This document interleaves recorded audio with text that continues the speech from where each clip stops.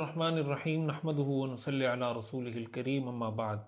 سیرت النبی صلی اللہ علیہ وسلم کا یہ مبارک سلسلہ اللہ کے فضل و کرم اور اللہ کی توفیق سے جاری ہے۔ آج ہمارا 27واں سبق ہے، اور آج کے سبق میں اور آئندہ کے 3-4 اسباق میں انشاءاللہ جو ہمارا موضوع ہے وہ بہت ہی اہم ہے۔ سبق شروع کرنے سے پہلے درود شریف ایک دفعہ پڑھ لیں، اور سیرت کورس کے دوران اس کو پڑھتے وقت، اس کو پڑھاتے وقت، سنتے وقت درود شریف کا بہت زیادہ اہتمام رکھیں۔ انشاءاللہ اس کی برکت سے اللہ تعالیٰ عمل کی توفیق بھی عطا فرمائیں گے۔ اللہم صلی علی سیدنا و مولانا محمد وعلی آل سیدنا و مولانا محمد وبارک وسلم۔ اور دوسری گزارش یہ ہے کہ سیرت کے اس سبق کو بہت ہی اہمیت کے ساتھ سنیں، اس کو وقت دیں، اور میں یہ گزارش کروں گا کہ ایک دفعہ نہیں بار بار سنیں، اپنی فیملی کے ساتھ سنیں، بچوں کو سنیں، بچوں کو سنائیں، دوستوں کے ساتھ اس کو گھر میں سننے سنانے کا ماحول بنائیں۔ اس وقت ہماری اولاد کی، ہماری نسل کی اور سارے انسانیت کے لیے میں سمجھتا ہوں یہ سیرت کا درس اور سبق بہت زیادہ اہمیت رکھتا ہے، بالخصوص ہر مسلمان مرد، عورت، بچے، بوڑھے، جوان کے لیے میں سمجھتا ہوں اس کی بہت اہمیت ہے۔ تو اس لیے کوشش کریں زیادہ سے زیادہ لوگوں کو اس کے ساتھ جوڑیں۔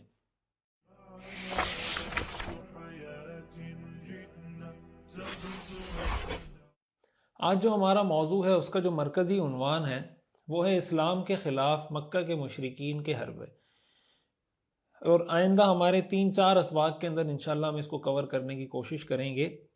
یعنی ہم جب سیرت النبی صلی اللہ علیہ وسلم کا مطالعہ کرتے ہیں اور ہم یہ پڑھتے ہیں کہ حضور علیہ السلام نے لوگوں کو دین کی دعوت دی، تو آپ کے راستے میں رکاوٹیں آئیں۔ کچھ تفصیلات ہم پہلے اسباق میں پڑھ چکے ہیں کہ آپ کو جسمانی طور پہ تکلیفیں دی گئیں، آپ کا مذاق اڑایا گیا، آپ کے گھر کے سامنے کچرا پھینکا گیا، وغیرہ وغیرہ، یہ تفصیل ہم ڈسکس کرتے رہے۔ آپ اگر سیرت کا مطالعہ کریں، اس میں جو حربے انہوں نے استعمال کیے، جو سازشیں انہوں نے کی، تو اس میں انہوں نے کوئی کسر چھوڑی نہیں۔ وہ نفسیاتی حربے ہوں، جسمانی طور پر تشدد کرنا ہو، سزائیں دینی ہوں، تکلیف پہنچانی ہو، اخلاقی طور پر دباؤ ڈالنا ہو، صحابہ کرام رضوان اللہ علیہم اجمعین کو توڑنے کی کوشش ہو، پروپیگنڈا ہو، یا کوئی طریقہ انہوں نے چھوڑا نہیں ہے۔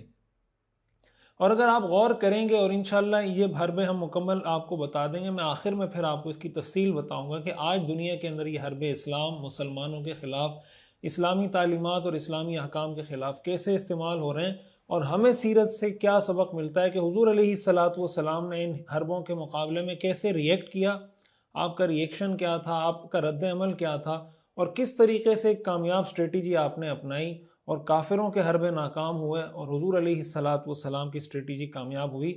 آج دنیا کے اندر گراؤنڈ ریالٹیز کو کس طریقے سے میڈیا اور سوشل میڈیا کے ذریعے مسخ کیا جا رہا ہے، اس زمانے میں حضور علیہ السلام کے بارے میں کیا پروپیگنڈا کیا گیا، کس طریقے سے صحیح کو غلط، غلط کو صحیح ثابت کرنے کی کوشش کی گئی۔ ہمارے ہاں میڈیا پر جھوٹ سچ پر غالب آ جاتا ہے، ظالم کو مظلوم، مظلوم کو ظالم بنا کر پیش کیا جاتا ہے، اور دیکھنے والا یقین بھی کر لیتا ہے۔ اور ہمارے بہت سے مسلمان ان حربوں سے ناواقف ہوتے ہیں، ان سازشوں سے ناواقف ہوتے ہیں، جس کی وجہ سے وہ بھی اس کا شکار ہو جاتے ہیں، ہمارے بہت سے نوجوان، اور ان کو اس کا احساس بھی نہیں ہوتا۔ تو انشاءاللہ مجھے امید ہے کہ سیرت کے ان اسباق کی روشنی میں ہم بہت کچھ سیکھنے سمجھنے کے قابل ہو سکیں گے۔ میں دوبارہ یہ گزارش کروں گا کہ بہت زیادہ اہمیت کے ساتھ اس کو سنیں۔ دیکھیں، قرآن کریم کی ایک آیت ہے، اور اس قرآن پر ہم سب کا ایمان ہے۔ اللہ تعالیٰ نے کافروں کے بارے میں اور اسلام کے دشمنوں کے بارے میں یہ بات فرمائی ہے، اس کا مطلب یہ بات اٹل حقیقت ہے، اس میں کوئی دو رائے نہیں ہو سکتی۔ اللہ تعالیٰ ارشاد فرماتے ہیں، یریدون ان یطفئوا نور اللہ بافواہہم ویأبی اللہ الا ان یتم نورہ ولو کرہ الکافرون۔ اللہ تعالیٰ فرماتے ہیں یہ لوگ چاہتے ہیں کہ اللہ کے نور کو اپنے منہ کی پھونکوں سے بجھا دیں، وَيَأْبَى اللَّهُ إِلَّا أَن يُتِمَّ نُورَهُ، حالانکہ اللہ نے اس بات کا انکار کر دیا، سوائے اس کے کچھ نہیں ہو سکتا کہ اللہ نے اپنے اس نور کو مکمل کر کے چھوڑنا ہے۔ وَلَوْ كَرِهَ الْكَافِرُونَ، چاہے کافروں کو یہ بات بری لگے۔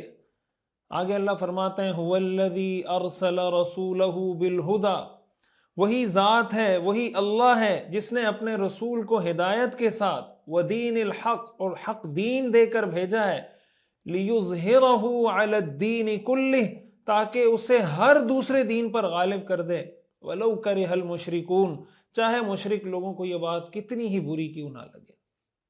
اس سے کیا معلوم ہوتا ہے کہ مشرکوں کا، کافروں کا ہمیشہ سے ان کی یہ کوشش ہے، جب سے اسلام آیا ہے تو اسلام کے دشمنوں کی یہ کوشش ہے کہ اسلام کے نور کو بجھائیں، اور اللہ تعالیٰ نے یہ فیصلہ کر رکھا ہے کہ میں نے اس نور کو مٹنے اور بجھنے نہیں دینا۔ نور خدا ہے کفر کی حرکت پہ خندزن، پھونکوں سے یہ چراغ بجھایا نہ جائے گا۔ اس لیے ہمیں اس بات کا یقین ہونا چاہیے کہ یہ سب کچھ ہوتا ہے، اور آگے ہم اس کی کچھ تفصیل آپ کے سامنے رکھتے ہیں۔ اچھا، اس کی تفصیل میں جانے سے پہلے میں ایک تمہید کے طور پر ایک اضافی بات مزید آپ کو بتا دوں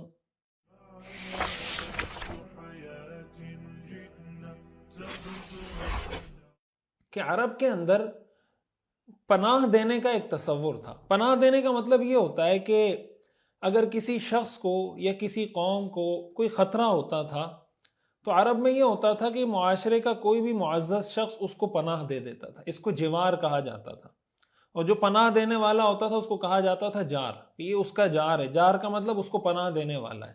اور پناہ میں جب ہم کہتے ہیں کہ یہ اس کی پناہ میں، تو کہتے تھے بھئی یہ اس کی جوار میں ہے۔ اس کا مطلب یہ ہوتا تھا کہ بھئی اس شخص کو اب کوئی نقصان نہیں پہنچا سکتا، اس لیے کہ اس کو فلاں قبیلے کے فلاں معزز شخص نے پناہ دے دی ہے، لہٰذا اب کوئی اس کے ساتھ کسی کی دشمنی بھی ہوگی تو وہ اس کو نقصان نہیں پہنچا سکتا۔ اور اس کو نقصان پہنچانے کا مطلب در حقیقت اس شخص کی عزت کے ساتھ کھیلنا ہے۔ وہ اس کو اپنی غیرت اور انا کا مسئلہ سمجھے گا کہ جس شخص کو میں نے پناہ دی ہے تم نے اس کو کیسے نقصان پہنچایا۔ تو وہ شخص اس قبیلے کا ایک فرد سمجھا جاتا تھا۔ یہ ان کا ایک کلچر تھا، ایک رواج تھا۔ عربوں کا ایک جملہ مشہور تھا، لا یکون الجوار جوارا حتی تبلغ جارک مأمنہ حتی تبلغ جارک مأمنہ او تقتل دونہ، کہ بھائی ایسی پناہ کوئی پناہ نہیں جب تک تم نے جس شخص کو پناہ دی ہے یا تو اس کو دوبارہ اس کے ملک، اس کی امن والی جگہ واپس نہ پہنچا دو، یا اس کے دفاع میں لڑتے لڑتے تم مار نہ دیے جاؤ۔ یعنی وہ اپنی جان دینے کے لیے تیار ہوتے تھے، لیکن جس کو پناہ دی ہوتی تھی اس کو کوئی نقصان نہیں پہنچا سکتا تھا۔ اسلام کے اندر بھی، اسلام جب آیا، اسلام نے پناہ دینے کے اس تصور کو باقی رکھا، اور اس کی جو سب سے بڑی مثال ہے، مدینہ منورہ جب رسول اللہ صلی اللہ علیہ وسلم نے ہجرت کی تو میثاق مدینہ کے اندر یہ شق رکھی گئی تھی۔ رسول اللہ صلی اللہ علیہ وسلم نے ارشاد فرمایا، ان ذمۃ اللہ واحدہ، کہ اللہ کا ذمہ ایک ہی ہے، یجیر علیہم ادناہم، مسلمانوں میں ایک ادنا ترین شخص بھی اس بات کی اہلیت رکھتا ہے کہ وہ کسی کو پناہ دے۔ وَإِنَّ الْمُؤْمِنِينَ بَعْضُهُمْ مَوَالِي بَعْضٍ، اور مومن ایک دوسرے کے دوست ہیں، دون الناس، لوگوں کے مقابلے میں مومن ایک دوسرے کے دوست ہیں۔ تو اسلام نے بھی پناہ کے اس تصور کو باقی رکھا کہ اسلام کے آنے کے بعد بھی اگر کوئی شخص کسی کو پناہ دے دیا کرتا تھا تو اگر وہ دشمن بھی ہوتا تھا تو کوئی دوسرا مسلمان اس کو نقصان نہیں پہنچا سکتا تھا۔ اس سے اگین یہ بات ثابت ہوتی ہے جو ہم بات پہلے بار بار ڈسکس کرتے رہے ہیں کہ اسلام نے آ کر زمانہ جاہلیت کی ساری رسومات اور سارے رواجوں کو ختم نہیں کیا، بلکہ اسلام نے آ کر ان چیزوں کو ختم کیا ہے جو اسلام کی بنیادی تعلیمات سے ٹکراتی تھیں، ان کے ساتھ کوئی کنٹرڈکشن تھا، ان چیزوں کو تو اسلام نے ختم کیا ہے۔ لیکن بہت سی وہ چیزیں جو عرب کلچر کا حصہ تھیں، عرب معاشرے کا حصہ تھیں، اور اسلام کی تعلیمات سے اس کا کوئی تصادم ٹکراؤ نہیں تھا، تو اسلام نے اس کو ایز اٹ از برقرار رکھا۔ اس لیے یہ بات بار بار کہی جاتی ہے، میں سیرت کی روشنی میں بار بار یہ بات عرض کرتا رہتا ہوں کہ جب آپ کسی جگہ کوئی پازیٹیو کام کرنا چاہتے ہیں، معاشرے میں کوئی بہتری کے لیے کردار ادا کرنا چاہتے ہیں، آپ گھر کے نظام کو بہتر کرنا چاہتے ہیں، کمپنی کے، آرگنائزیشن کے، ادارے، کسی بھی سسٹم کو آپ ٹھیک کرنا چاہتے ہیں، تو اس کا طریقہ کبھی بھی یہ نہیں ہوتا کہ آپ جا کر یہ کہیں کہ یہ ادارہ، یہ گھر، یہ آرگنائزیشن، یہ تنظیم، یہ 100% غلط ہے، بلکہ اس کا طریقہ یہ ہوتا ہے کہ آپ تھوڑا سا اس کا انالائز کریں، تجزیہ کریں کہ اس میں صحیح کام کون کون سے ہو رہے ہیں، اس کو الگ کر دیں، اس کو نہ چھیڑیں۔ پھر یہ دیکھیں جو غلط کام ہو رہے ہیں تو غلط کاموں میں سب سے زیادہ غلط کام کون سا ہو رہا ہے، تو ایک ایک کر کے اس کو ایڈریس کرنا شروع کریں، اس سے ایک پازیٹیو طریقے سے آپ چینج لا سکتے ہیں۔ بہرحال یہ جو پناہ دینے کا تصور ہے یہ آج کی دنیا کے اندر بھی موجود ہے۔ آج بھی بہت سی جگہوں پر ہوتا ہے کہ یورپ کے اندر جا کر لوگ اسائلم لے لیتے ہیں، پناہ لے لیتے ہیں کہ بھئی ہم فلاں جگہ ہمیں خطرہ ہے اپنے ملک کے اندر، لہٰذا ہم یہاں کے پناہ لے رہے ہیں۔ تو وہ اسائلم آج بھی دیا جاتا ہے، اور اس کو بھی ایک ملک اپنی ڈگنیٹی کے خلاف سمجھتا ہے کہ اگر کسی ملک نے کسی کو اسائلم دیا ہے تو دوسرا اس کو نقصان پہنچانے کی کوشش کرے.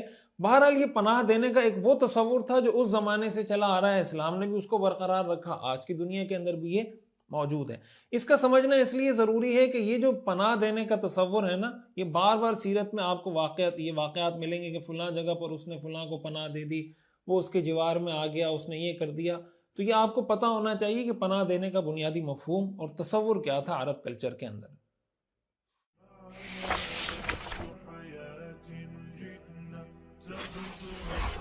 پہلا حربہ جو مکہ کی مشرکین نے حضور علیہ السلام کے خلاف آزمایا جب آپ نے دین کی دعوت دینا شروع کی، انہوں نے یہ کوشش کی کہ کسی طرح حضور علیہ السلام کی سپورٹ میں، یہ بات ہم پہلے پڑھ چکے ہیں کہ جب آپ نے دین کی دعوت دینا شروع کی تو آپ کے جو چچا تھے حضرت ابو طالب، وہ آپ کی سپورٹ میں کھڑے ہو گئے. اور صرف آپ کی سپورٹ میں کھڑے نہیں ہوئے بلکہ آپ نے پورے قبیلے کے لوگوں کو کہا کہ بھائی ہم نے اپنے بھتیجے کی سپورٹ کرنی ہے اور کسی کو اس بات کی اجازت نہیں دینی کہ ہمارے بھتیجے کو کوئی نقصان پہنچائے. تو مشرکین مکہ نے پہلی کوشش یہ کی کہ کسی طرح ابو طالب سے ملیں، ان سے مذاکرات کریں، ان سے بات چیت کریں اور ان کو کسی طرح اس بات پر آمادہ کریں کہ وہ اپنے بھتیجے کی سپورٹ سے پیچھے ہٹ جائیں.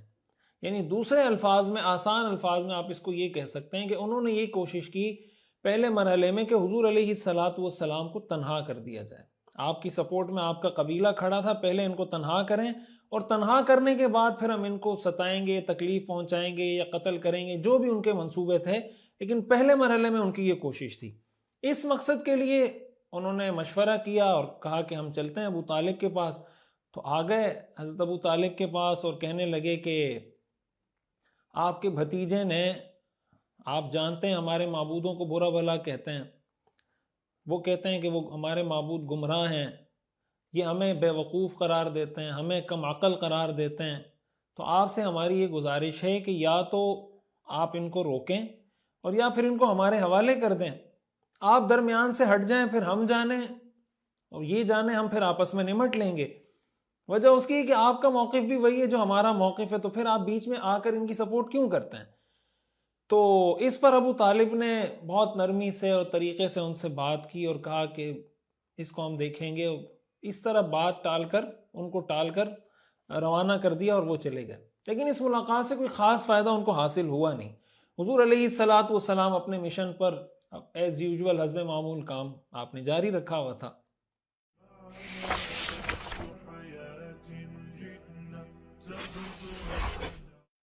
یہ دوبارہ مکہ کے مشرک جمع ہوئے اور کہنے لگے کہ ہم تو ابو طالب کے پاس گئے تھے لیکن ہماری اس ملاقات کا تو کوئی فائدہ نہیں ہوا، ہم دوبارہ جاتے ہیں، ان سے ملتے ہیں، تھوڑا وضاحت کے ساتھ اور تھوڑا زور دے کر ایمفیسائز کر کے ان سے بات کرتے ہیں کہ آپ اس کا کوئی حل نکالیں.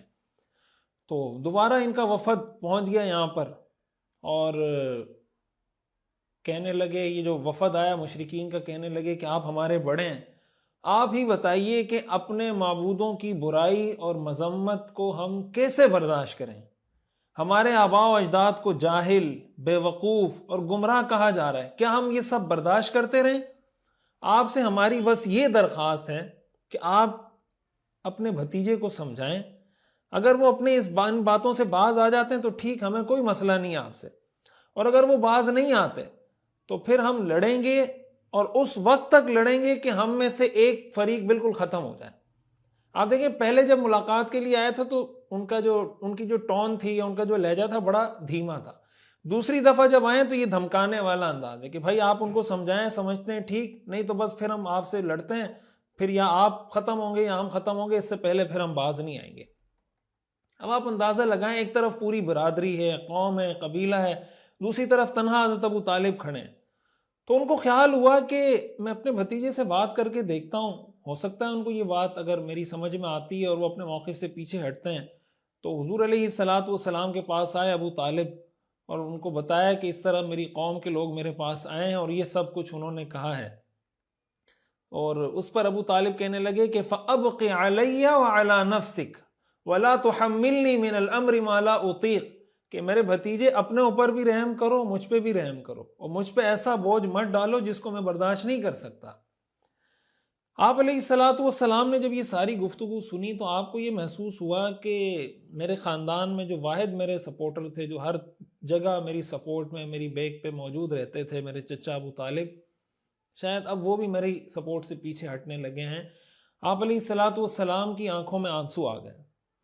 آپ نے فرمایا یا عم، چچا جان، واللہ، اللہ کی قسم، لو وضع الشمس فی یمینی والقمر فی یساری علی ان اترک هذا الامر حتی یظہرہ اللہ او اہلک فیہ ما ترکتہ۔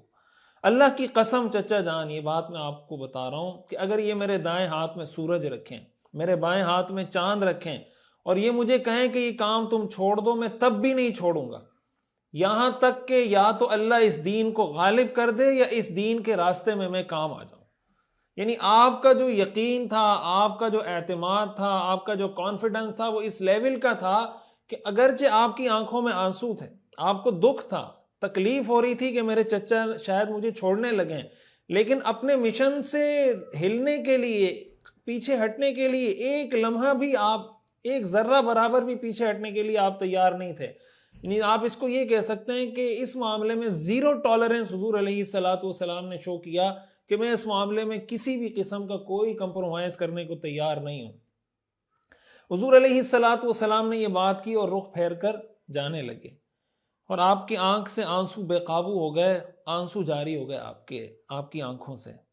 آپ اندازہ لگائیں اس وقت کی کیفیت کا، اس دکھ کا، اس درد کا، اس تنہائی کے احساس کا جو حضور علیہ الصلوۃ والسلام نے برداشت کی۔ کیوں برداشت کی؟ اس لیے برداشت کی کہ آپ دین کا یہ پیغام ہم تک پہنچانا چاہتے تھے، یہی وجہ تھی نا، اور تو کوئی وجہ نہیں تھی۔ دین کا یہ پیغام ہم تک پہنچانا چاہتے تھے آپ، یہ دکھ، اور آگے آپ پڑھیں گے کیا کیا دکھ آپ نے برداشت کیے۔ میں اس لیے کہتا ہوں، کیا آج ہمارے پاس اتنا وقت نہیں ہے کہ ہم حضور کی سیرت کو پڑھ سکیں؟ انہوں نے جو یہ قربانی ہمارے لیے دی، ہم اس قربانی کو پڑھنے سمجھنے کے لیے بھی تیار نہیں ہیں۔ حضور علیہ الصلوۃ والسلام کو جب ابو طالب نے دیکھا کہ وہ اٹھ کر جا رہے ہیں، رو رہے ہیں، تو ان سے برداشت نہیں ہوا، پیچھے سے آواز دی ابو طالب نے اور کہا کہ بیٹا ادھر آؤ۔ حضور علیہ الصلوۃ والسلام واپس آئے تو ابو طالب نے کہا اذهب یا ابن اخی، میرے بھتیجے جاؤ، فقل ما احببت، جو تمہارے جی میں آتا ہے بولو، فواللہ لا اسلمک لشیء ابدا، اللہ کی قسم میں کبھی کسی دشمن کے تمہیں حوالے نہیں کروں گا، جاؤ، جو کہنا ہے تمہاری مرضی میں، جو آتا ہے بولو، میں تمہاری سپورٹ میں کھڑا ہوں۔ یہ ابو طالب کی سپورٹ تھی حضور علیہ الصلوۃ والسلام کے ساتھ۔ اب اس میں ایک دو باتیں ہمارے لیے سمجھنے کی ہیں۔ پہلی بات تو جیسے میں نے بتائی کہ حضور علیہ الصلوۃ والسلام نے یہ تکلیفیں ہمارے لیے برداشت کی، تو ہم میں اتنا احساس، هل جزاء الاحسان الا الاحسان، احسان کا بدلہ تو احسان ہوتا ہے۔ تو حضور علیہ الصلوۃ والسلام تو ہمارے لیے تکلیفیں برداشت کرتے رہے، ہمارے لیے یہ سارے دکھ سہتے رہے، تو ہمیں بھی اس بات کا احساس ہونا چاہیے کہ جس دنیا کی عظیم ترین ہستی نے ہمارے لیے تکلیفیں برداشت کی، اتنے دکھ سہے، تو ہمیں بھی کچھ وفاداری ہونی چاہیے۔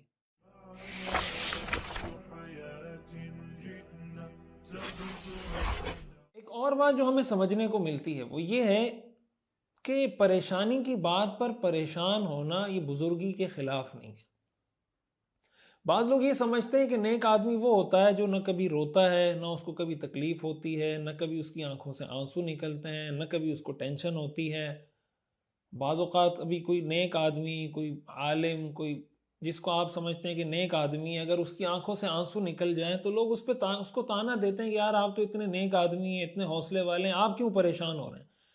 بڑے حوصلے والا آدمی جب روتا ہے نا، یہ بات یاد رکھیں، بڑے حوصلے والا آدمی جب روتا ہے تو اس کے ضبط کے سارے پیمانے لبریز ہو چکے ہوتے ہیں۔ اس کا جو غم، دکھ، درد ہوتا ہے نا، وہ عام لوگوں سے بہت زیادہ ہوتا ہے۔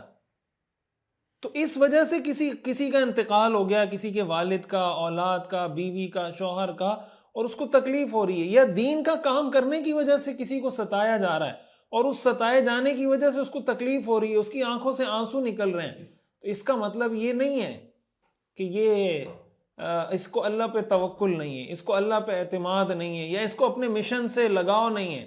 ہاں، آنکھوں سے آنسو جاری ہوں، لیکن اپنے مشن پر مکمل اعتماد ہو، پورا کانفیڈنس ہو، پورے اعتماد اور پورے یقین کے ساتھ اپنے مشن پہ آدمی کھڑا ہو۔ آنکھوں سے آنسو نکلنے سے کوئی مسئلہ نہیں ہوتا۔ یہی معاملہ اس وقت ہوتا ہے جب کسی کے ہاں انتقال ہوتا ہے تو بعض لوگ رونے نہیں دیتے۔ عجیب و غریب ہمارے ہاں دین کا تصور لوگوں نے بنایا ہے، کسی کی آنکھوں سے آنسو نکلے تو کہتے ہیں رونے کی اجازت نہیں. حضور علیہ الصلوۃ والسلام کے صاحبزادے حضرت ابراہیم کا جب انتقال ہوا تو آپ کی آنکھوں سے آنسو نکل رہے تھے. آپ نے فرمایا ان العین لتدمع، کہ آنکھ آنسو بہاتی ہے، وان القلب یحزن، اور دل غمگین ہوتا ہے، وَإِنَّا بِفِرَاقِكَ يَا إِبْرَاهِيمُ لَمَحْزُونُونَ، اور اے ابراہیم آپ کی جدائی پر ہم غمگین ہیں. وَلَا نَقُولُ إِلَّا مَا يُرْضِي رَبَّنَا، لیکن زبان سے ہم وہ بات کریں گے جو ہمارے رب کو راضی کرتی ہے. بعض لوگ کہتے ہیں، خواتین بعض کہتی ہیں کہ جب کوئی مرد روتا ہے نا تو ہمیں بہت عجیب لگتا ہے کہ مرد ہو کے کیوں رو رہا ہے. تو بھائی مرد انسان نہیں ہوتا، مرد کا دل نہیں ہوتا. تو مرد جب روتا ہے اس کے ضبط کے پیمانے لبریز ہو چکے ہوتے ہیں، اس کو زیادہ سہارے کی، حوصلے کی ضرورت ہوتی ہے. تو یہ بات اچھے طریقے سے یاد رکھیں کہ پریشانی کی بات پر پریشان ہونا یہ بزرگی کے خلاف نہیں ہے. ہاں لیکن اس پریشانی کے اندر آپ کا جو ریئیکشن ہے، آپ کا جو رد عمل ہے، آپ کا جو اس پہ جو آپ کی زبان یا آپ کا عمل، زبان سے کوئی جملہ ایسا نہیں نکالنا جس سے اللہ ناراض ہو جائے، اور کوئی عمل ایسا نہیں کرنا جس سے اللہ ناراض ہو جائے. غیر اختیاری طور پر آنکھوں سے آنسوؤں کا جاری ہو جانا، اس میں شریعت میں کوئی حرج کی بات نہیں.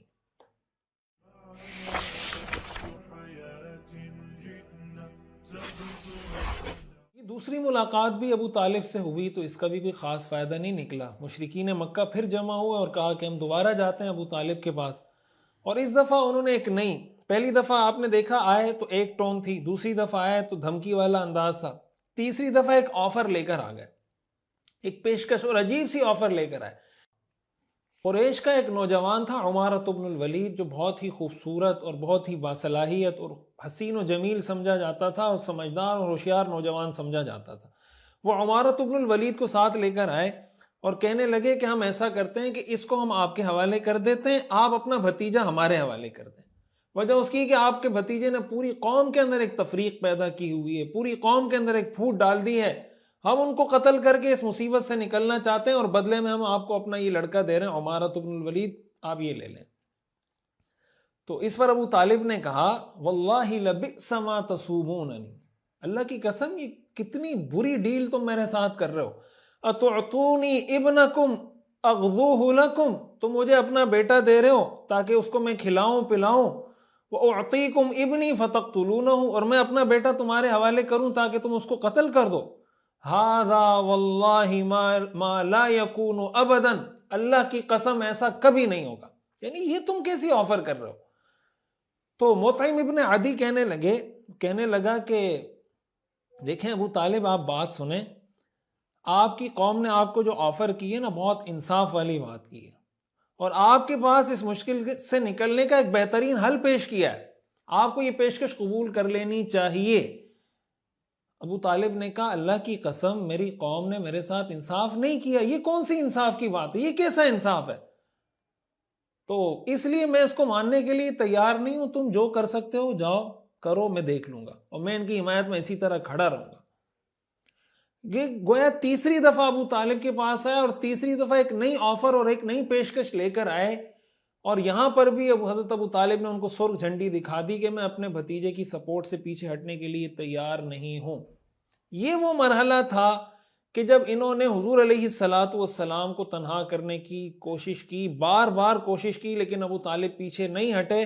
اس کے بعد انہوں نے مسلمانوں کو تکلیفیں دینے کا سلسلہ شروع کیا، اور یہ ایک نیا حربہ تھا اسلام کے خلاف، حضور علیہ الصلوۃ والسلام کے خلاف اور حضور کے صحابہ کے خلاف، کہ انہوں نے پھر حضور علیہ الصلوۃ والسلام کو بھی ستانا شروع کیا، صحابہ کرام کو بھی ستانا شروع کیا. جس قبیلے میں کوئی کمزور مسلمان ملتا اس پر ظلم و ستم کرنا شروع کر دیتے تھے. اس کی تفصیل آپ پچھلے اسباق میں پڑھ چکے ہیں ان صحابہ کے تذکرے میں کہ جن صحابہ پر مشرکین مکہ کی جانب سے تشدد کیا جاتا تھا، حضرت بلال، حضرت خباب بن الارت، حضرت عمار بن یاسر رضی اللہ تعالیٰ عنہم، اور ساری تفصیل آپ پہلے ایک دو اسباق پہلے اس کی تفصیل پڑھ چکے ہیں. اگر آپ اس کی تفصیل سننا سمجھنا چاہتے ہیں تو آپ وہ سبق جا کر سن سکتے ہیں.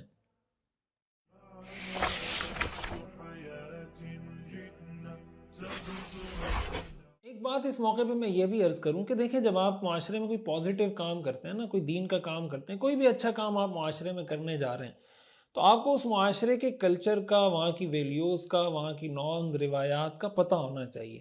اب یہ جو ابو طالب حضور کی سپورٹ میں کھڑے تھے یہ آپ کا قبائلی کلچر تھا. یعنی کوئی قبیلہ اس چیز کو برداشت نہیں کر سکتا تھا کہ ہمارے قبیلے کے کسی فرد کو کوئی نقصان پہنچائے.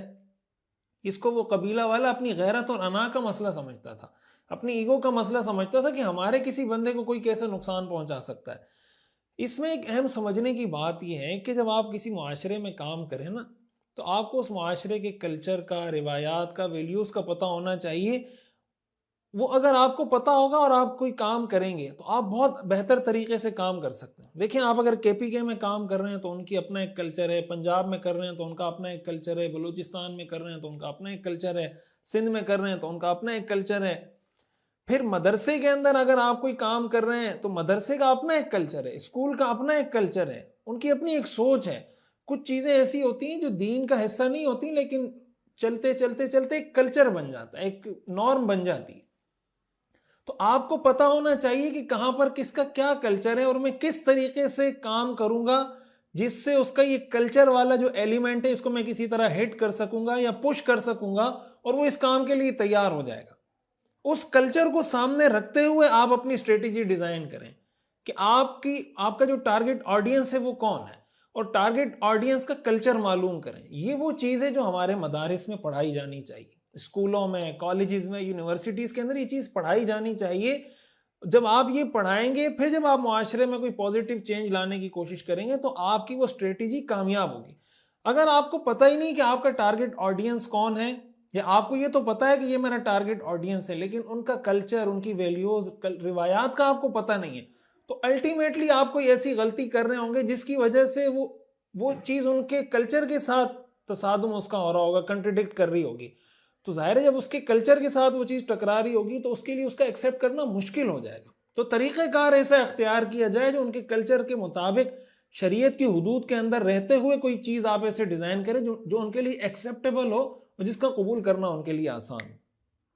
اس میں ایک دوسرا سبق ہمارے لیے یہ ہے کہ ان کی جو اسٹریٹجی تھی بنیادی طور پر وہ کیا تھی. ابو طالب سے جو ان کے مذاکرات تھے اس کا بنیادی مقصد اور خلاصہ کیا تھا کہ حضور علیہ الصلاۃ والسلام کو آئسولیٹ کر دیا جائے, ان کو تنہا کر دیا جائے, اور تنہا کرنے کے بعد پھر ہم ان پہ حملہ کریں, ان کو تکلیف پہنچائیں, ان کو ستائیں, کچھ بھی کریں, کوئی ان کی سپورٹ کرنے والا نہیں ہوگا تو ہم اپنا ہدف آسانی سے حاصل کر سکیں گے.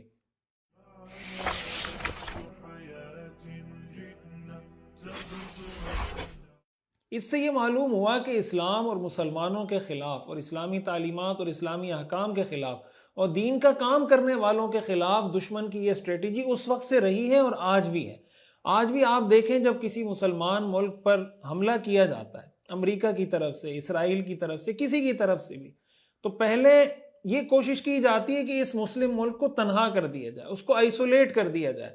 اور ہمارے مسلم ممالک, ہر ملک اپنی بقا اور اپنے تحفظ کے چکر میں اس کو آئسولیٹ ہونے دیتا ہے, اس کو تنہا ہونے دیتا ہے, اور نتیجے میں جب وہ ملک تنہا ہو جاتا ہے تو پہلا حملہ تو اس ملک پہ ہوتا ہے, لیکن اس کے بعد باری پھر اس ملک کی بھی آنی ہوتی ہے.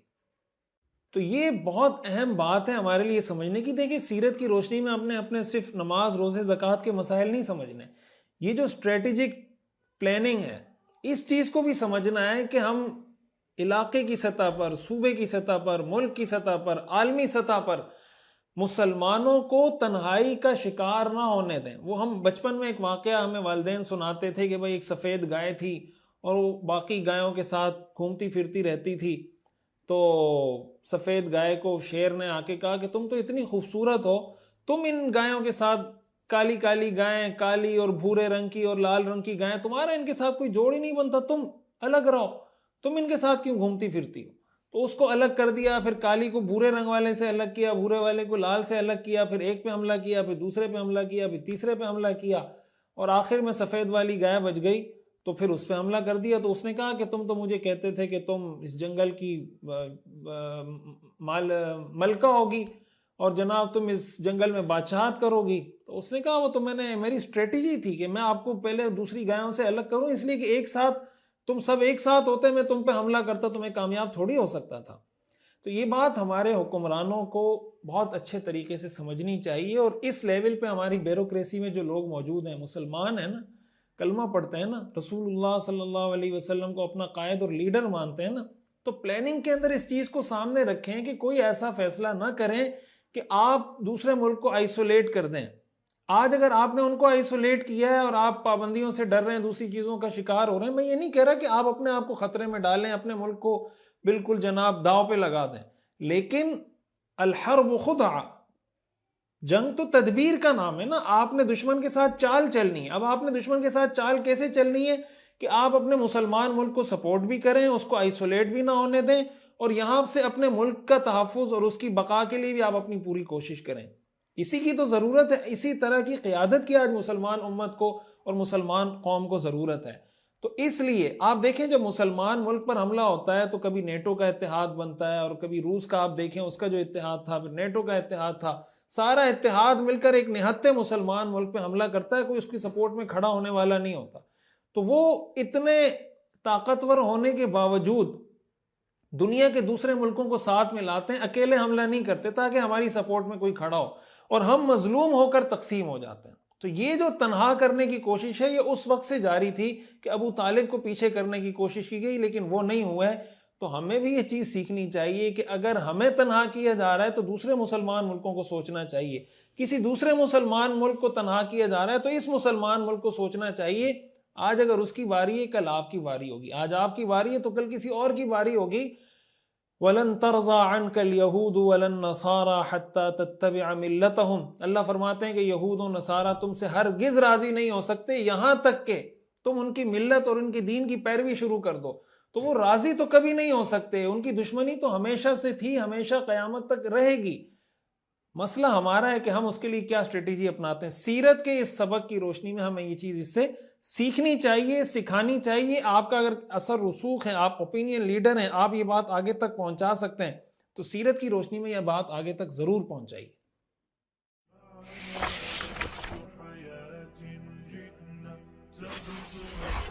مشرکین مکہ نے جو دوسرا حربہ استعمال کیا وہ یہ کہ حضور علیہ الصلوۃ والسلام کو انہوں نے تکلیفیں دینا شروع کی. اس کی تفصیل ہم پہلے اسباق میں پڑھ چکے ہیں، آپ کے سامنے سبق نمبر آ جائے گا، اس سبق میں اس کی پوری تفصیل ہے کہ حضور علیہ الصلوۃ والسلام کو کس کس طریقے سے ستایا گیا. آپ کے دشمنوں کا تذکرہ ہم نے پڑھا، اور آپ کا مذاق جو اڑاتے تھے ان کا تذکرہ بھی ہم نے پڑھا. تو یہ حضور علیہ الصلوۃ والسلام کو ستانا، تکلیف پہنچانا، آپ کے سر مبارک پر اوجڑی ڈالی گئی، آپ کے گھر کے سامنے آپ کے دروازے پر کچرا پھینکا گیا، آپ بازار میں جا رہے ہوتے تھے تو پیچھے سے آوازیں کستے تھے. اس کا مطلب یہ تھا کہ ابو طالب نے اپنے بھتیجے کو پناہ دی ہوئی تھی، لیکن اس کے باوجود ابو جہل اس کی رعایت نہیں کرتا تھا.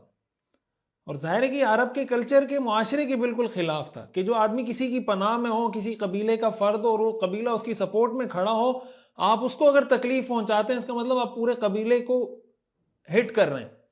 تو ابو جہل کا یہی وہ رویہ تھا کہ وہ حضور علیہ الصلوۃ والسلام کو بار بار ستاتا تھا، تنگ کرتا تھا.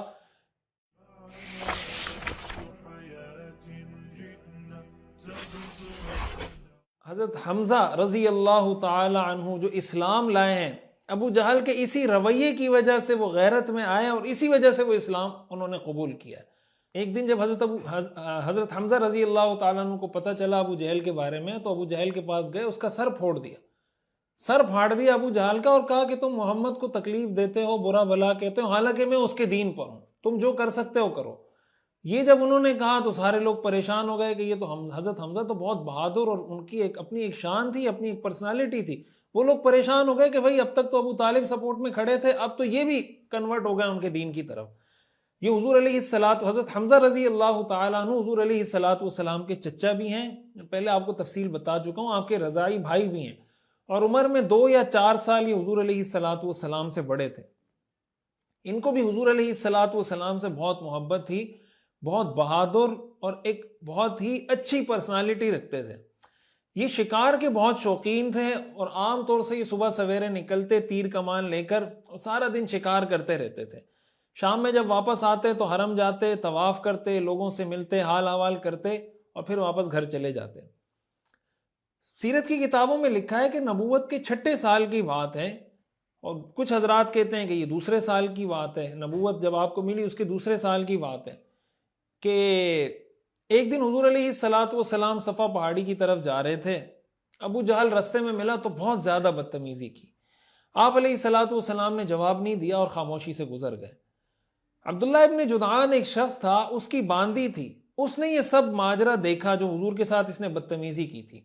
شام میں جب حضرت حمزہ رضی اللہ تعالیٰ عنہ شکار کر کے واپس آئیں تو اس باندی نے حضرت حمزہ کو سارا قصہ سنا دیا کہ آپ کے بھتیجے کے ساتھ ابو جہل نے آج یہ بدتمیزی کی ہے۔ اس پر حضرت حمزہ رضی اللہ تعالیٰ عنہ کو غصہ آ گیا، تیر کمان ہاتھ میں لیے ابو جہل کو تلاش کرنے نکل گئے کہ یہ کہاں پر ہے ابو جہل، میرے بھتیجے کو اس نے ہاتھ کیسے لگایا، برا بھلا کیسے کہا۔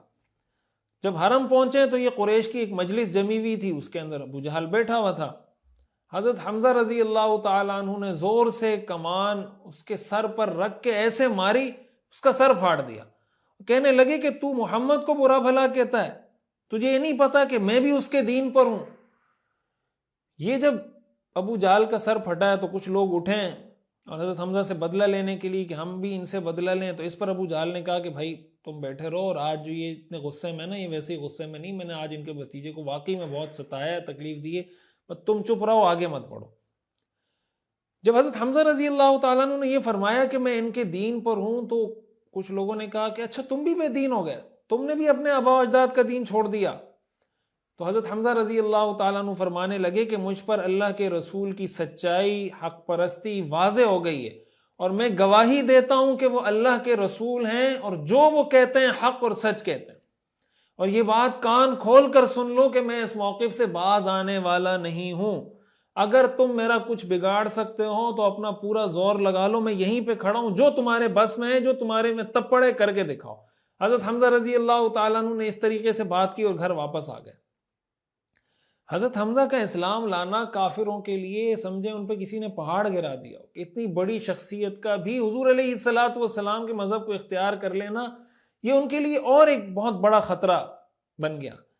حضرت حمزہ رضی اللہ تعالیٰ عنہ کے اسلام کا فائدہ یہ ہوا کہ جو کافروں کی شرارتیں تھیں نا، وہ بہت حد تک کم ہو گئی، اس لیے کہ ان کو پتا تھا کہ پہلے تو ابو طالب ان کی سپورٹ میں کھڑے تھے، اب حضرت حمزہ بھی ان کی سپورٹ میں آ گئے، اب اگر ہم ان کو نقصان پہنچانے کی کوشش کریں گے تو ہمیں اور زیادہ ریزسٹنس کا اور ہمیں جو ریئیکشن ہوگا وہ بہت خطرناک ہوگا۔ اور ابن اسحاق کی روایت کے اندر یہ بات موجود ہے کہ حضرت حمزہ رضی اللہ تعالیٰ عنہ حرم سے گھر واپس آئے ہیں جب یہ سارا معاملہ کر کے، تو شیطان نے ان کے دل میں وسوسے ڈالنا شروع کر دیے، تم تو قریش کے سردار ہو، تم اب اس دین کو چھوڑ کر دوسرے دین کو اختیار کر رہے ہو، تمہیں پتہ ہے کہ یہ دین ٹھیک ہے یا ٹھیک نہیں ہے، اس سے تو بہتر تھا تم مر جاتے۔ حضرت حمزہ رضی اللہ تعالیٰ عنہ نے دل ہی دل میں دعا کرنا شروع کر دی کہ اللہ یہ بات اگر حق ہے تو میرے دل کو مطمئن کر دے، اور اگر یہ بات حق نہیں ہے تو میرے دل سے یہ بات نکال دے۔ ساری رات یہ وسوسے آتے رہے، صبح ہوئی تو فوراً حضور علیہ الصلوۃ والسلام کے پاس پہنچے اور اپنی صورتحال بتائی کہ یہ میری کیفیت ہے اس وقت، اور میرے جیسے آدمی کے لیے کسی ایسے نظریے پہ قائم رہنا مشکل ہے جس کے بارے میں مجھے خود نہیں پتا کہ یہ نظریہ ٹھیک ہے یا ٹھیک نہیں، تو آپ مجھے اس کے بارے میں کچھ بتائیں، میں آپ سے کچھ سننا چاہتا ہوں تاکہ میرا دل کسی ایک طرف مطمئن ہو جائے۔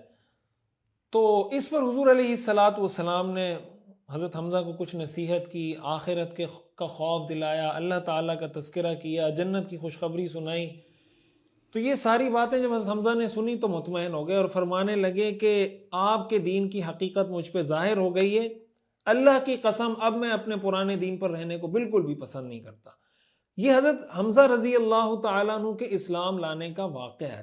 تو اگر آپ دیکھیں حضرت حمزہ رضی اللہ تعالیٰ عنہ کے اسلام لانے کے پیچھے جو موٹیو تھا، یہ جو محرک تھا، وہ کیا تھا کہ وہ حضور علیہ الصلوۃ والسلام کو تنہا کرنے کی کوشش کرتے رہے، ابو طالب نے تنہا نہیں ہونے دیا، ابو جہل اپنی حرکتوں سے باز نہیں آ رہا تھا، حضور علیہ الصلوۃ والسلام کو تکلیفیں دینا شروع کی۔ اسی کی غیرت میں آ کر حضرت حمزہ رضی اللہ تعالیٰ عنہ تشریف لائے اور پہلے ان کو کہا کہ میں مسلمان ہو گیا ہوں، پھر حضور علیہ الصلوۃ والسلام کے پاس آ کر پوری ڈسکشن کی اور پوری تفصیل سے بات سمجھ کر باقاعدہ اسلام قبول کر لیا۔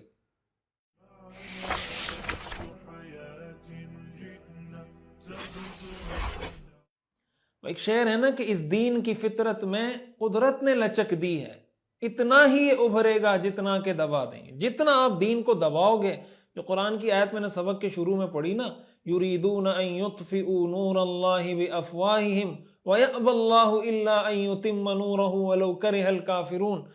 تو کافروں کی جو چالیں تھیں نا، وہ ان پہ الٹی پڑتی جا رہی تھی، وہ کوشش کر رہے تھے کہ کسی طرح اس کے راستے کو روکیں، اس دین کو محدود کریں، اور ان کے یہ حربے الٹے ہوتے چلے جا رہے ہیں۔ میں آگے جا کر تفصیل سے یہ بات آپ کو سمجھاؤں گا کہ یہ حربے ان کے کیسے الٹے ہوتے جا رہے تھے، اور آج ہمارے حربے کیوں الٹے ہوتے جا رہے ہیں کہ ہم ناکام ہوتے جا رہے ہیں، کافروں کے حربے ہمارے خلاف کامیاب ہوتے جا رہے ہیں۔ بنیادی وجہ یہ کہ ہم نے سیرت سے سبق لینا چھوڑ دیا، سیرت سے سیکھنا چھوڑ دیا ہم نے۔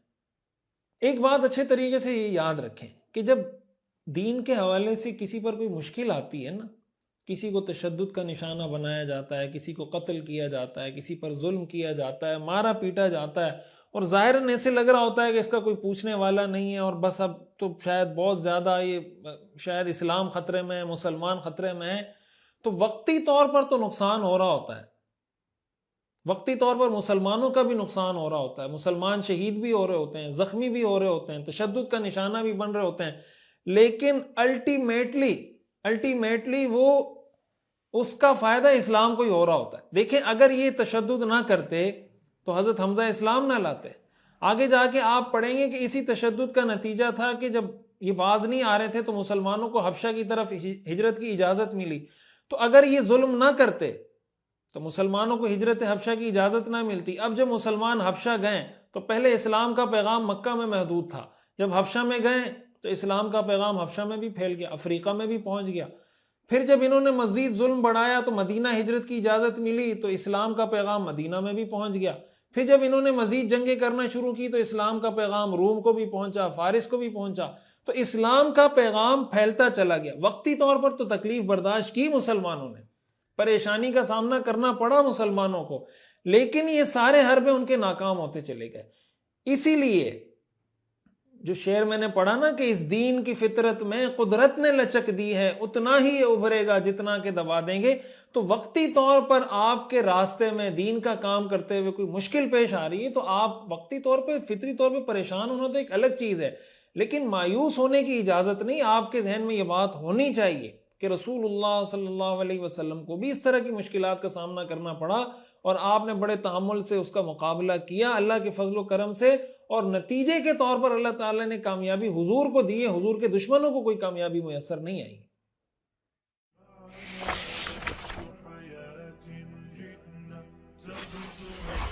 مشرکین مکہ نے حضور علیہ الصلوۃ والسلام کے خلاف جو تیسرا حربہ آزمایا، اس کی تفصیل بھی ہم پہلے پڑھ چکے ہیں کہ حضور علیہ الصلوۃ والسلام کا مذاق اڑایا جاتا تھا۔ مستہزئین اور مذاق اڑانے والے، اس کے عنوان سے ہم پورا ایک سبق پیچھے ریکارڈ کروا چکے ہیں، آپ حضرات سن چکے ہیں۔ حضور علیہ الصلوۃ والسلام کہیں سے گزرتے تھے تو یہ ان کا مذاق اڑاتے تھے۔ حضور علیہ الصلوۃ والسلام کے بارے میں کہتے تھے ھذا ابن ابی کبشہ یکلم من السماء، کہ یہ ابو کبشہ کا بیٹا ہے اور یہ کہتا ہے کہ مجھ پر آسمان سے میرے ساتھ باتیں کی جاتی ہیں۔ قریش کے واقعات، جب آپ حضور علیہ الصلوۃ والسلام کے ساتھ جو مشرکین کا اور قریش کا رویہ تھا نا، تو آپ کو مختلف واقعات میں یہ لفظ سننے کو ملے گا، ابن ابی کبشہ، ابو کبشہ کا بیٹا، یعنی حضور علیہ الصلوۃ والسلام کو ابو کبشہ کا بیٹا یہ قرار دیتے تھے۔ جب روم کے بادشاہ کو حضور علیہ الصلوۃ والسلام نے خط لکھا تھا نا، اس کی پوری تفصیل وقتاً فوقتاً میں تھوڑی آپ کو بتاتا رہتا ہوں، تو وہاں پہ ابو سفیان کی ان سے ملاقات ہوئی، اس وقت وہ مسلمان نہیں ہوئے تھے، تو جو روم کا بادشاہ تھا ہرقل، اس نے جب ساری تفصیلات سنی تو آخر میں اس نے کہا کہ اگر یہ ساری باتیں ایسی ہیں جیسے تم نے کہا ہے تو محمد صلی اللہ علیہ وسلم اس جگہ کے بھی مالک بنیں گے جہاں میرے قدم ہیں۔ اس پر ابو سفیان کا جو ریئیکشن تھا، یہ جملہ انہوں نے کہا لقد امر امر ابن ابی کبشہ، کہ بھئی ابو کبشہ کے بیٹے کا معاملہ تو بہت آگے بڑھ چکا ہے، حتی اصبح یخافہ ملک بنی الاصفر، یہاں تک کہ روم کا بادشاہ بھی ان سے ڈر رہا ہے۔ تو یہاں پر بھی جو انہوں نے لفظ استعمال کیا نا، ابن ابی کبشہ کا لفظ استعمال کیا۔ اسی طرح جب شق قمر کا معجزہ ظاہر ہوا، آپ علیہ الصلوۃ والسلام کے اشارے سے چاند دو ٹکڑے ہوا اور حضور علیہ الصلوۃ والسلام نے مشرکین اور قریش کے لوگوں کو بتایا، تو اس پر وہ کہنے لگے سحرکم ابن ابی کبشہ، ابو کبشہ کے بیٹے نے تم پہ جادو کر دیا۔ اب یہ ابو کبشہ کا بیٹا حضور کو کیوں کہتے تھے؟ یہ مذاق اڑانے کے لیے کہتے تھے۔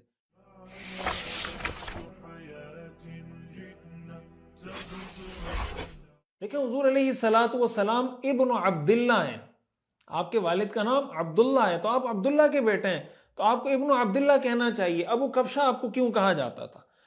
تو بعض روایات سے معلوم ہوتا ہے کہ آپ کے نانا کا نام تھا، یعنی نانا کی کنیت تھی۔ حضرت آمنہ کے جو والد ہیں وہب، ان کی کنیت تھی ابو کبشہ، تو بجائے اس کے کہ آپ کو والد یا دادا کی طرف منسوب کرتے، آپ کو نانا کی طرف منسوب کرتے تھے۔ یہ مذاق اڑانے کا ایک طریقہ تھا۔ بعض لوگوں نے لکھا ہے کہ ابو کبشہ حضرت حلیمہ کے جو شوہر تھے، حضرت حلیمہ کے شوہر کی کنیت تھی، اور حضرت حلیمہ کی بیٹی تھی کبشہ، ان کی وجہ سے حضرت حلیمہ کے شوہر کو ابو کبشہ کہا جاتا تھا۔ اور یہ قریش کے لوگ حضور کو عبداللہ کا بیٹا کہنے کے بجائے ابو کبشہ کا بیٹا کہتے تھے، یعنی رضاعی والد کی طرف منسوب کرتے تھے۔ یہ بھی مذاق اڑانے کا ایک طریقہ ہے۔ سیرت ابن ہشام کے اندر علامہ ابن ہشام نے یہ بات بھی لکھی ہے کہ ایک وجہ اس کی یہ بھی لکھی ہے کہ عرب میں ایک گروہ تھا جو ایک ستارے کی عبادت کرتا تھا، اس ستارے کا نام ہے شعرہ، قرآن میں آتا ہے نا وَأَنَّهُ هُوَ شعرہ وَأَنَّهُ هُوَ رَبُّ الشعرہ، وہ شعرہ نامی ستارے کی پوجا اور عبادت کرتے تھے، یعنی آپ کہہ لیں نجوم پرست ہے۔ تو وہ چونکہ عرب کا جو دین تھا، عرب کا جو کلچر تھا، وہ تو بتوں کی عبادت کرتے تھے، تو ستاروں کی عبادت کرنے والا گویا اس نے ایک نیا دین اپنی طرف سے ایجاد کر کے ایک نئے مذہب کو فالو کرنا شروع کیا، اور پھر اس کے بھی فالوور ہو گئے اور کچھ لوگ ان کو فالو کرنا شروع ہو گئے۔ تو اس مذہب کا جو بانی تھا یا اس مذہب کا جو آپ کہہ لیں پیشوا تھا، اس کی کنیت تھی ابو کبشہ۔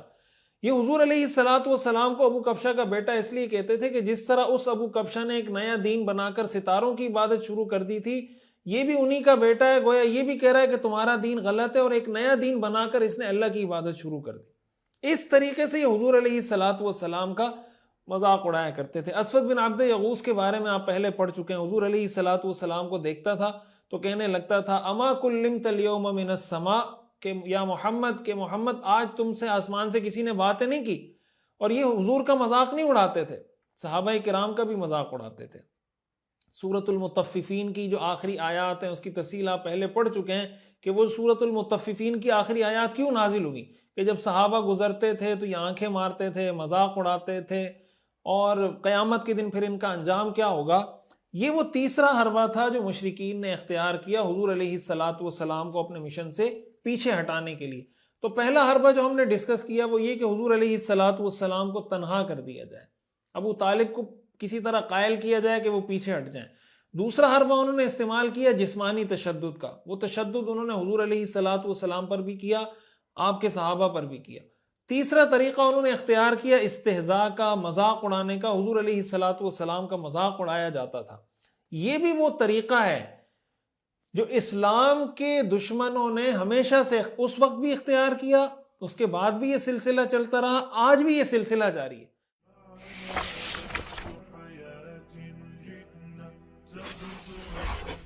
اور یہ بہت خطرناک بات ہے، یہ بات یاد رکھیں، دین کا مذاق اڑانا، دین کے احکام کا مذاق اڑانا، دین کا کام کرنے والوں کا مذاق اڑانا، یہ بہت خطرے کی بات ہے۔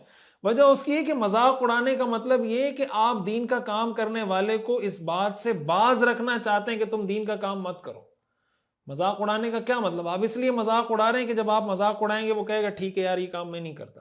وہ کسی کو دعوت دے رہا ہے، آپ مذاق اڑانا شروع کر دیں، وہ کہے نہیں ٹھیک ہے میں آئندہ کے بعد دعوت نہیں دوں گا۔ وہ کوئی خیر کا کام کر رہا ہے، آپ مذاق اڑانا شروع کر دیں، نتیجہ کیا ہوگا؟ وہ کہے گا ٹھیک ہے یار یہ کام میں نہیں کرتا۔ گویا آپ دین کے راستے میں رکاوٹ کھڑی کر رہے ہیں۔ یہ دین کے دشمنوں کا طریقہ ہے، اور یہ ایسا عمل ہے جو انسان کو جہنم میں لے کے جاتا ہے۔ قرآن کریم میں اللہ تعالیٰ ارشاد فرماتے ہیں کہ جب جہنمی جہنم میں جائیں گے ان سے سوال کیا جائے گا ما سلککم فی سقر، کہ جہنم میں، دوزخ میں تمہیں کیا چیز لے کر آئی ہے؟ تو وہ آگے سے جو جواب دیں گے نا، لم نک من المصلین، ہم نماز پڑھنے والے نہیں تھے، ولم نک نطعم المسکین، مسکین کو کھانا نہیں کھلاتے تھے، وکنا نخوض مع الخائضین، اور جو لوگ بیہودہ باتوں میں گھستے تھے ہم بھی ان کے ساتھ ان باتوں میں گھس جایا کرتے تھے۔ یعنی کسی ایسی محفل میں بیٹھنا، کسی ایسی گیدرنگ میں بیٹھنا، کسی ایسی پارٹی کا حصہ بننا، کسی ایسے گروہ اور گروپ کا حصہ بننا جو دین کے احکام کا مذاق اڑا رہے ہیں، آپ بھی ان کے ساتھ مل کے خوش گپیاں کر رہے ہیں، آپ بھی ان کے ساتھ بیٹھ کے تفریح کر رہے ہیں، وَكُنَّا نَخُوضُ مَعَ الْخَائِضِينَ کا حصہ ہے۔ اور یہ ایسا عمل ہے جو انسان کو جہنم میں لے کے جائے گا، اور قیامت کے دن جہنمی اس بات کا اقرار کریں گے کہ ہم جہنم میں اپنے اس گناہ کی وجہ سے آئیں۔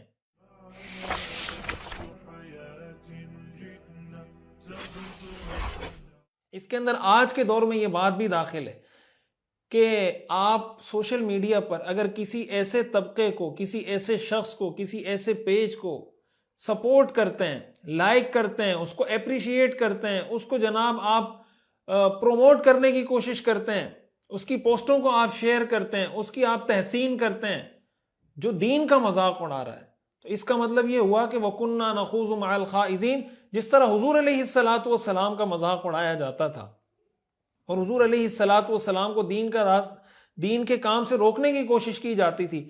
اس کا مطلب یہ ہوا کہ خدا نخواستہ آپ بھی اس کا حصہ بن رہے ہیں. اس چیز کو ہمارے نوجوانوں کو سمجھنا چاہیے. ہر پوسٹ لائک کرنے کی، کمنٹ کرنے کی، اپریشیٹ کرنے کی، نائس، ویری نائس اور تھم یہ دینے کی نہیں ہوتی. آپ کو پتا ہونا چاہیے کہ آپ کس چیز کو لائک کر رہے ہیں، کس چیز پہ آپ کمنٹ کر رہے ہیں، کیا آپ کمنٹ کر رہے ہیں، آپ کس گروپ کا حصہ بن رہے ہیں، کس پیج کا حصہ بن رہے ہیں، کس کمیونٹی کا حصہ بن رہے ہیں، کون سے چینلز کو آپ سبسکرائب کر رہے ہیں. ایسے کسی گروپ کا، گروہ کا، طبقے کا، کمیونٹی کا پارٹ مت بنے جو دین کا مذاق اڑانے والے بلا وجہ کی جہنم ہے. بلا وجہ کی، یعنی آپ کو پتہ بھی نہیں ہوگا اور وہ عمل انسان کو جہنم کی طرف لے کر چلا جائے گا.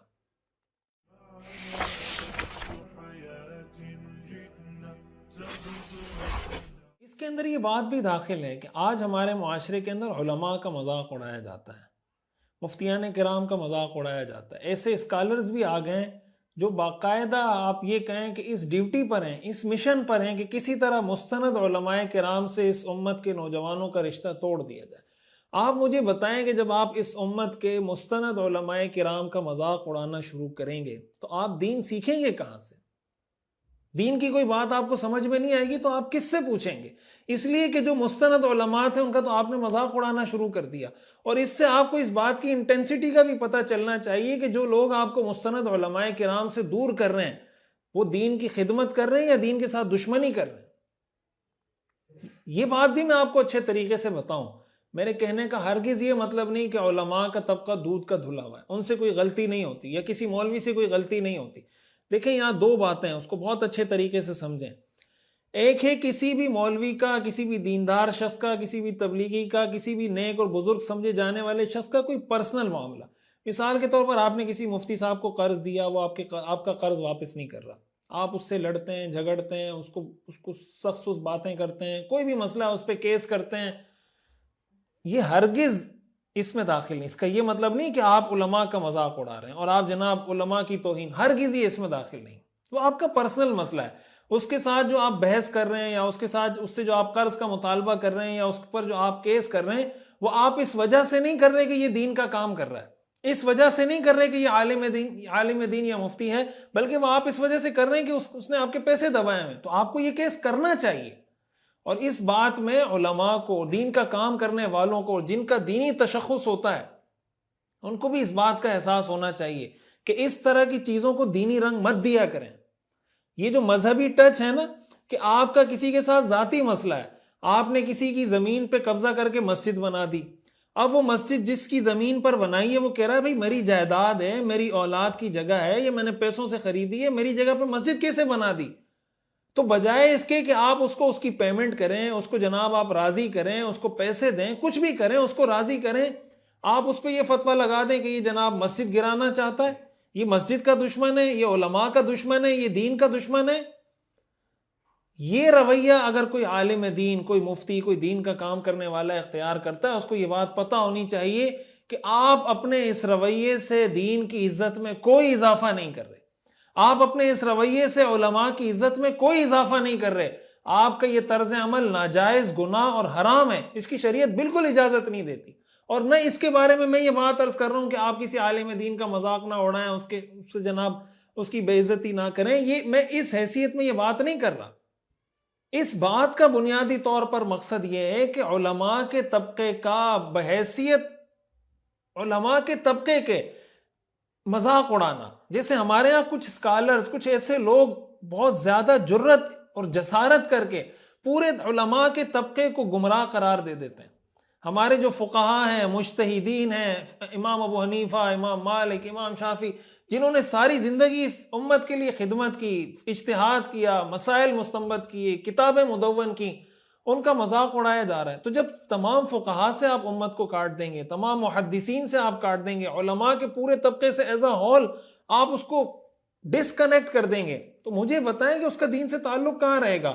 اور جب آپ علماء کے طبقے کو، دین کا کام کرنے والے کو اتنا ڈی گریڈ کریں گے، اتنا ڈی ویلیو کریں گے، اتنا ڈی مورلائز کریں گے، تو کیا وہ اس پوزیشن میں ہوگا کہ وہ آگے جا کے کام کر سکے؟ اور آپ نے جو یہ رویہ علماء کے طبقے کے خلاف اختیار کیا ہے، یا آپ کسی بھی ایسے گروہ کا، کسی بھی ایسے شخص کا، کسی بھی ایسی کمیونٹی کے فالوور ہیں آپ جو یہ کام کر رہے ہیں، تو کیا آپ کو نہیں لگتا کہ آپ بھی ان لوگوں میں داخل ہیں جو دین کا مذاق اڑاتے ہیں اور دین کا کام کرنے والوں کا مذاق اڑاتے ہیں؟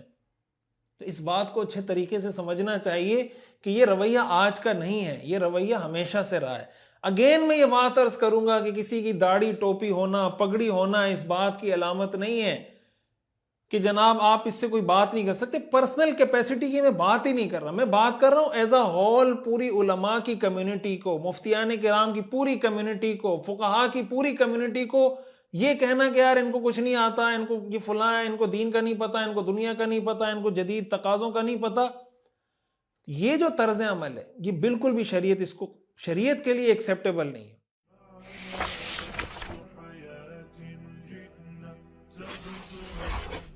اور ایک گزارش میں آپ سے اور بھی کرنا چاہوں گا، وہ آپ نے سنا ہوگا نا کہ وہ فراز کا ایک شعر ہے کہ تم تو تکلف کو بھی اخلاص سمجھتے ہو فراز، دوست ہوتا نہیں ہر ہاتھ میں لانے والا۔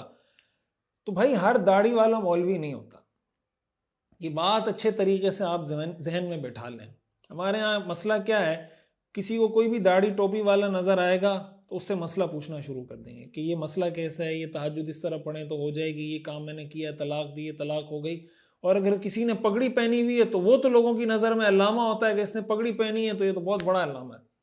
ہمارے والد صاحب ہمیں بتاتے ہیں کہ کسی صاحب نے نا بہت بڑا امامہ اور پگڑی پہنی ہوئی تھی، تو دوسرا بندہ آ گیا مسئلہ پوچھنے کے لیے کہ مفتی صاحب مجھے یہ مسئلہ بتائیں۔ اس نے کہا بھائی مجھے تو یہ مسئلہ نہیں آتا۔ تو اس نے کہا اتنی بڑی پگڑی پہنی ہوئی ہے اور مسئلہ آتا نہیں ہے۔ تو اس نے وہ پگڑی اتار کے نا اس کے سر پہ رکھ دی اور کہا کہ چلو اب تم بتاؤ۔ کہ پگڑی کا مطلب ہے کہ بندہ پگڑی پہننے سے مفتی ہوتا ہے، تمہارے سر پہ رکھ دی، اب تم بتاؤ۔ تو کیا وہ پگڑی پہننے کے بعد مفتی بن جائے گا؟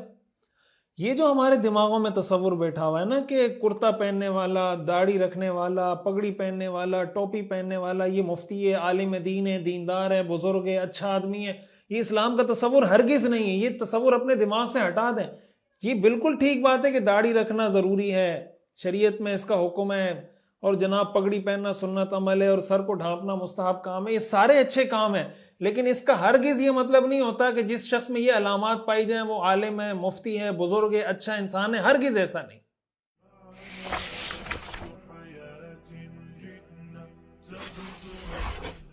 میں آپ کو حضرت عمر رضی اللہ تعالیٰ عنہ کے کچھ اقوال سناتا ہوں تاکہ آپ کے ذہن میں یہ بات اچھے طریقے سے راسخ ہو جائے، بیٹھ جائے۔ حضرت عمر رضی اللہ تعالیٰ عنہ کے بارے میں آتا ہے کہ ان کو کسی شخص نے کہا کہ فلاں بندہ بہت سچا ہے۔ حضرت عمر رضی اللہ تعالیٰ عنہ نے پوچھا کہ کبھی اس کے ساتھ سفر کیا ہے؟ تو کہنے لگا نہیں۔ حضرت عمر نے پوچھا کبھی تمہارے اور اس کے درمیان کوئی جھگڑا یا کوئی اختلاف ہوا ہے؟ تو کہنے لگا نہیں۔ حضرت نے پوچھا حضرت عمر نے کہ کبھی اس کے پاس کوئی چیز امانت رکھوائی ہے؟ تو کہنے لگا نہیں۔ اس پر حضرت عمر رضی اللہ تعالیٰ عنہ فرمانے لگے فَأَنْتَ الَّذِي لَا عِلْمَ لَكَ بِهِ أَرَاكَ رَأَيْتَهُ يَرْفَعُ رَأْسَهُ وَيَخْفَضُهُ فِي الْمَسْجِدِ۔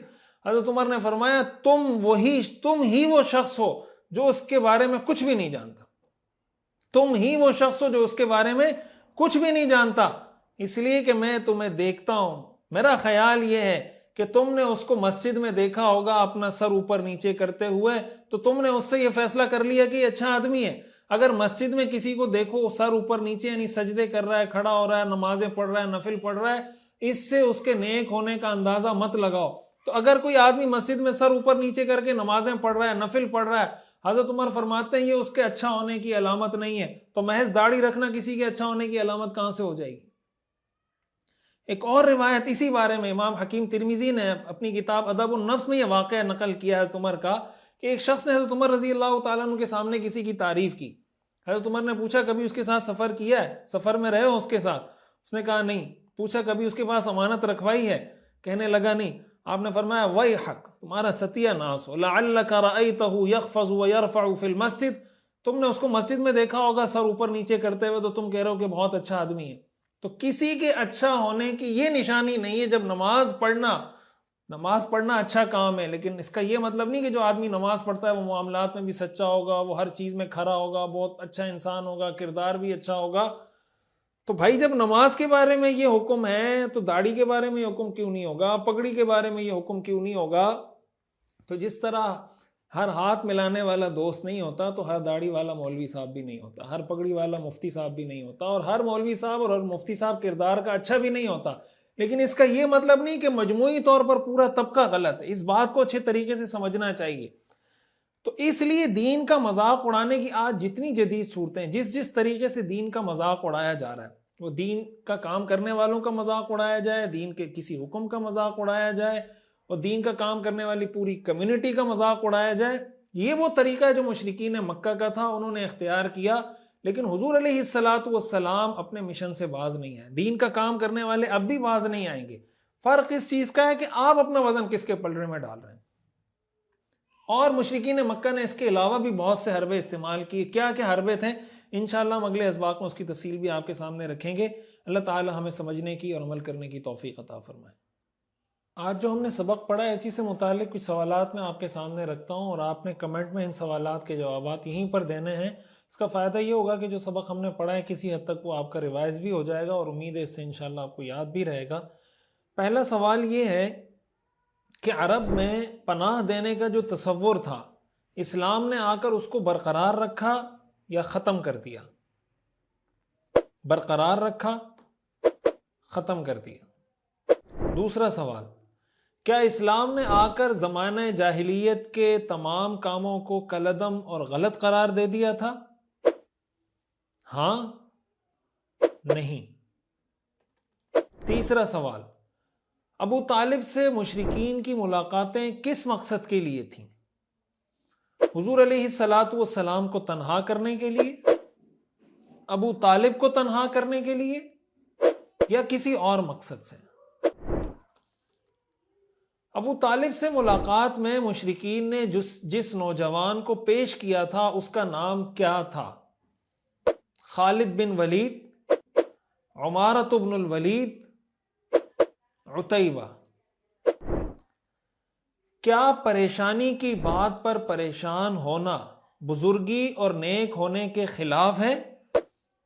ہاں، نہیں.